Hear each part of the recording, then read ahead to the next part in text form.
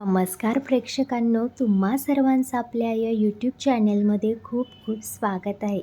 तर मित्रांनो, सावळ्याची जणू सावली या मराठी सिरियलमध्ये आता खूप असे धमाकेदार आपल्यासमोर एक से बढ़कर एक असे ट्विस्ट येत आहेत.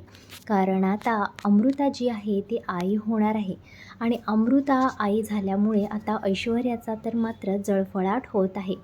तिला मात्र हे बिलकुलही बघवत नाही. तिने कारण खूप प्रयत्न केलेले असतात या घरामध्ये वारीस होऊ नये म्हणून. कारण तिला स्वतःला मूल होत नसतं, म्हणून तिला या घरामध्ये कोणालाही मूल होऊन द्यायचं नसतं. या घरावरती तिला सत्ता गाजवायची असते. पण तरीही आपण बघतो की नियतीने खेळ खेळलेली आहे आणि आता अमृता ही आई होणार आहे. आणि त्यामुळे घरातले सगळेच खूप खुश असतात आणि अमृताची घरामध्ये वाह होत असते. आणि आता सगळेजण अमृताला छान असं सरप्राईज देणार असतात. सारंग जो आहे तो अमृताचे डोळे पकडतो आणि तिला रूममध्ये घेऊन आलेला असतो आणि चल गं वहिनी, तुझ्यासाठी आम्ही काहीतरी सरप्राईज प्लॅन केलेला आहे. आणि अमृता रूममध्ये आल्यानंतर सगळेजण तिथं उभे असतात आणि अमृताची रूम अशी काही सजवलेली असते की सगळे लहान मुलांचे फोटोज, खेळणी, तिच्यासाठी बाळासाठी पाळणा, असं छान अशी तिची रूम आणि खूप सारे गिफ्ट्स तिच्यासाठी आणलेले असतात. आणि हे बघून अमृताला मात्र खूप तिला खुशी होते. ती सगळं हे आनंद बघून तिला आनंद अश्रू येत असतात की माझ्यावरती किती सगळे प्रेम करत आहेत. नवीन पाहुणा घरामध्ये येणार आहे आणि त्याच्या अगोदरच त्याचे लाड चालू झालेले आहेत. त्यामुळे राजकुमारलासुद्धा खूप बरं वाटतं की या घरासाठी मी वारीस देत आहे आणि मॉमसुद्धा आजपासून माझ्या बायकोची खूप काळजी करेल म्हणून. आणि तिलोत्तमासुद्धा अमृताला म्हणत असते की अमृता, तू मला या घरामध्ये वारीस देणार आहेस, त्यामुळे आजपासून मी तुझे सगळे लाड पुरवणार आहे. तुला जे काही हवं नको सगळं मला सांग, कारण माझ्या जीवनातील सगळ्यात मोठा जो आनंदाची बातमी आहे ती तू मला दिलेली आहेस. मला सगळं काही मिळालेलं आहे आजपर्यंत, फक्त एवढंच मला खूप दिवसापासून याची वाट पाहत होते आणि हे मात्र मला तू देत आहेस, त्यामुळे मी खूप खुश आहे. तुला हवं ते माग. आपण एक गोष्ट लक्षात ठेव, या घरामध्ये तू आता कोणतंही काम करायचं नाहीस, तू फक्त आणि फक्त आरामच करायचास. आणि त्यानंतर अमृतासुद्धा हो म्हणते. आणि त्यानंतर आपण पाहतो की सोहम म्हणत असतो, म्हणजे आई, आता या घरातील माझ्यापेक्षासुद्धा लहान कोणतरी आता येणार आहे आणि माझी जागा आता तो घेणार आहे.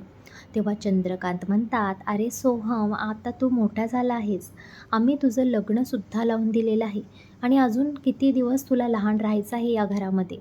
तेव्हा सगळेजण हसू लागतात. आणि त्यानंतर तिथे येते ती म्हणजे ऐश्वर्या. आणि ऐश्वर्या म्हणते, आज आपल्याला अमृता वहिनींनी खूप आनंदाची बातमी दिलेली आहे, त्यामुळे मी तुम्हा सर्वांचे तोंड गोड करण्यासाठी छान अशी स्मूदी मी स्वतःच्या हाताने बनवलेली आहे. घ्या ना मॉम तुम्ही पण, असं म्हणून ती सगळ्यांना देत असते. तिलोत्तमालासुद्धा खूप बरं वाटतं की आज कधी नव्वद ते ऐश्वर्याने किचनमध्ये पाऊल ठेवलेलं आहे आणि आम्हा सगळ्यांना काहीतरी तिने खायला बनवलेलं आहे. त्यामुळे सगळेजण म्हणत असतात, वा ऐश्वर्या, तू आज खूपच कमाल केलेली आहेस म्हणून. आज खूप दिवसातून तुझ्या हातचं काहीतरी आम्हाला खायला भेटणार आहे. आणि असं म्हणून नीलसुद्धा तिच्याकडून स्मूदीचा ग्लास उचलून घेतो. स्मूदी ही पहिल्यांदा सावली पिऊन बघते, तर त्यामध्ये तिला पपईचा वास आलेला असतो आणि सावली जी आहे ती पळत जाते आणि अमृता वहिनीच्या हातातला स्मूदीचा ग्लास हा फेकून देत असते. त्यानंतर सारंग तिच्यावरती चिडतो आणि म्हणतो, सावली, हे काय केलंस तू? वहिनीच्या हातातला स्मूदीचा ग्लास का फेकून दिलास तू? तिलोत्तमासुद्धा ओरडते आणि म्हणते, सावली, हे काय चालू आहे? तेव्हा सावली म्हणते, माफ करा मला, पण मला या स्मूदीमधून पपईचा वास येत होता. आता तेवढ्यात सोहम म्हणतो, पपईचा वास येत होता म्हणजे स्मूदीमध्ये पपई तर असली तर असू देत ना, पपई तर चांगली असते खाल्लेली शरीरासाठी, मग काय झालं? तेव्हा सावली म्हणते, नाही भाऊजी, पपई ही आपल्या प्रेग्नेन्सीमध्ये चालत नाही, त्यामुळे बाळाच्या जीवाला धोका निर्माण होऊ शकतो. आणि त्यामुळे तिलोत्तमा पिऊन बघते, तर त्यामध्ये खरंच पपईचा वास येत असतो आणि पपईची टेस्टसुद्धा तिला लागत असते. तेव्हा तिलोत्तमा ऐश्वर्यावरती ओरडते, ऐश्वर्या, तुला कळत नाही का? तू काय केलंस आता? अर्थाचा अनर्थ झाला असता. तुला जर कुठल्या गोष्टी समजत नसतील तर तू सावलीला विचारत जा इथून पुढे, तिला सगळं काही माहीत आहे. ऐश्वर्या, ही असली घोडचूक मला जर परत झाली तर मी सहन करणार नाही.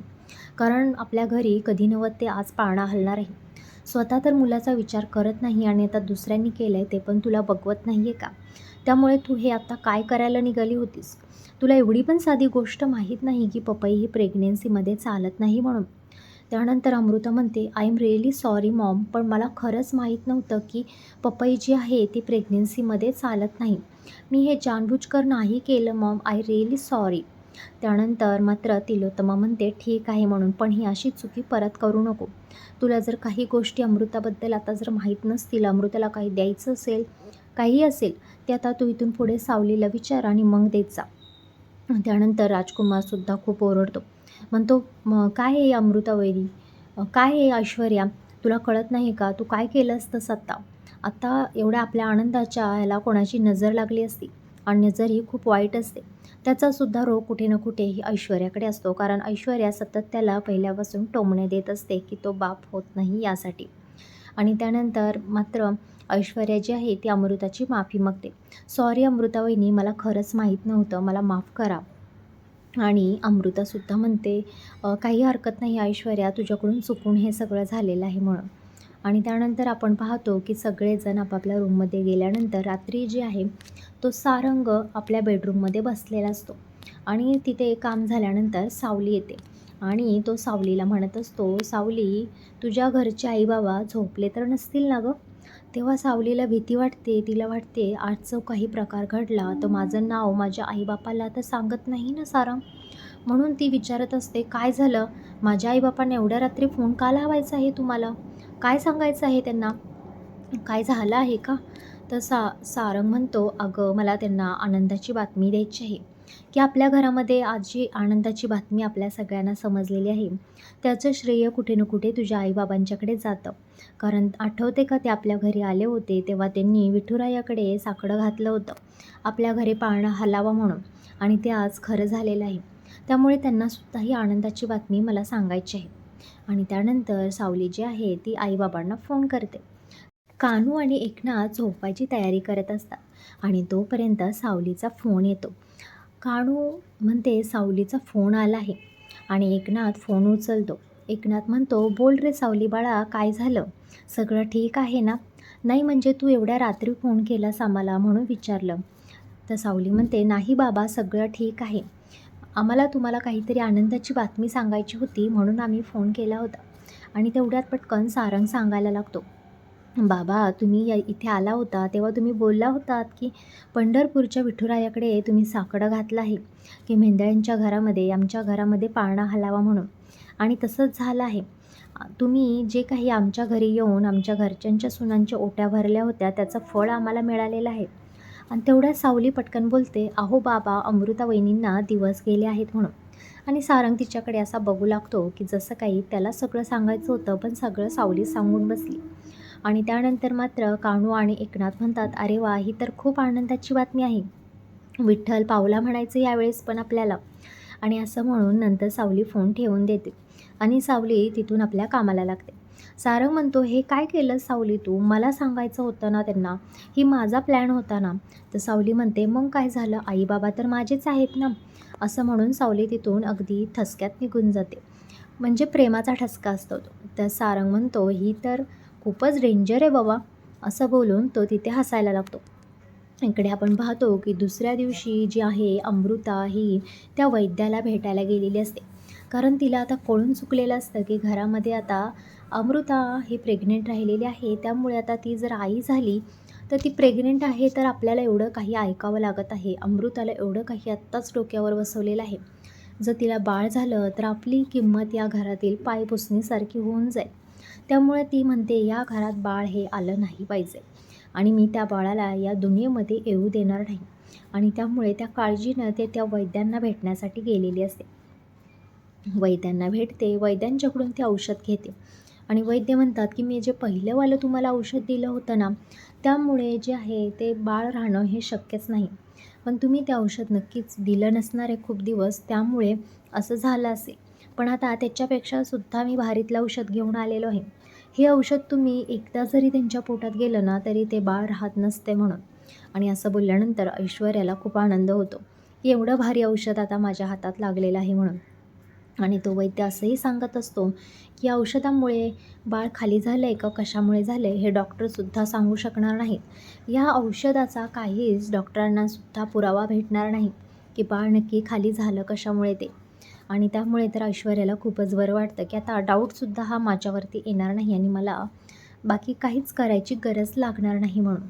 त्यानंतर आपण बघतो की इकडे जो आहे जगन्नाथ हा मेंढ्यांच्या सगळ्या पत्रिका घेऊन तो चाळत बसलेला असतो आणि तिथे त्यांची बायको येते आणि ती म्हणते, "काय हो, गेल्या 2 तासापासून तुम्ही मेंढ्यांच्या घरांच्या सगळ्यांच्या पत्रिका काढून ठेवलेल्या आहे तिथे. काय चाललंय काय नक्की तुमचं?" तेव्हा जगन्नाथ म्हणत असतो, "अगं, त्या घरामध्ये आता अंधारातून एक छोटासा प्रकाश मला येताना दिसत आहे. पण त्या प्रकाशाच्या मागचं कारण काय सापडत नाही आहे. कारण त्यांच्या घरी आता संतानप्राप्तीचे योग आहेत. पण त्या बाळाच्या जीवाला त्यांच्याच घरातल्या लोकांच्याकडून खूप मोठा धोका आहे आणि त्याला पदोपदी हा धोका सहन करावून मग त्याला या जगामध्ये यायचं आहे. त्यामुळे आपल्या मुलीची मात्र तिथे खूप भरकट होणार आहे. तिला मात्र या घरामध्ये खूप काही सहन करावं लागणार आहे." आणि त्यावरती त्यांची बायको म्हणते, "अरे देवा, आता तर काय मग?" त्यानंतर जगन्नाथ म्हणतो, "मला काहीतरी यावरती तोडगा काढावा लागेल." तेव्हा त्यांची बायको म्हणते, "पण तिलोत्तमाला मात्र आता खूप आनंद होणार आहे. तिच्या तर अगदी मनासारखं होणार आहे ना. खूप दिवस झालं त्यांच्या घरी पाळणा हलत नव्हता. त्यामुळे आता तिला वंशाचा दिवा भेटणार आहे." तर जगन्नाथ म्हणतो की "हो, ही गोष्ट तर खरी आहे. पण खूप कष्टमय हे दिवस त्यांच्या सगळ्यांसाठी जाणार आहेत आणि खूप मोठं काही काही या घरामध्ये आता आपल्याला बघायला मिळणार आहे. पण मला यातून काहीतरी मार्ग काढावा लागेल कारण माझी लेक त्या घरामध्ये आहे. त्यामुळे हे सगळं तिच्यावर येऊन आपटणार आहे. त्यामुळे मला यावरती आत्ताच काहीतरी तोडगा काढावा लागेल. पण तोपर्यंत ते बाळ सुखरूप राहावं म्हणजे बरं." आणि इकडे आपण बघतो की ऐश्वर्या जी आहे ती रात्री किचनमध्ये आलेली असते आणि तिने अमृतासाठी दूध बनवलेलं असतं आणि त्यामध्ये 2 चमचे ती दिलेली वैद्याची पावडर आहे ती मिक्स करत असते आणि ती आता ही घेऊन जी आहे ती अमृता वहिनींना दूध देणार असते. कारण तुम्हाला बाळ होणार आहे, आता तुम्ही काळजी घेतली पाहिजे आणि हे दूध तुम्ही पिलं पाहिजे. पण तेवढ्यात येते ती म्हणजे सावली आणि सावली म्हणत असते, "अमृता वहिनी, तुम्ही काय करत आहात? दुधामध्ये ही कसली आता पावडर आणली आहे तुम्ही मिक्स करायला?"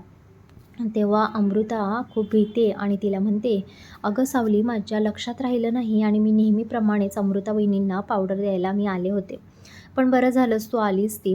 आणि ती जी आहे ती पावडर ती बेसिनमध्ये ओतते आणि तिथून निघून जाते.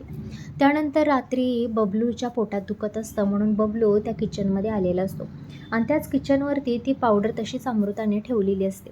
त्याला वाटतं ही जी पावडर आहे तो म्हणजे काढाच आहे म्हणून आणि त्या भरणीतली तो पावडर गरम पाण्यामध्ये टाकतो आणि 2 ग्लास पितो आणि त्यानंतर तो त्याच्या रूममध्ये निघून जातो. सकाळी अमृता आणि राजकुमार हे डॉक्टरकडे निघालेले असतात.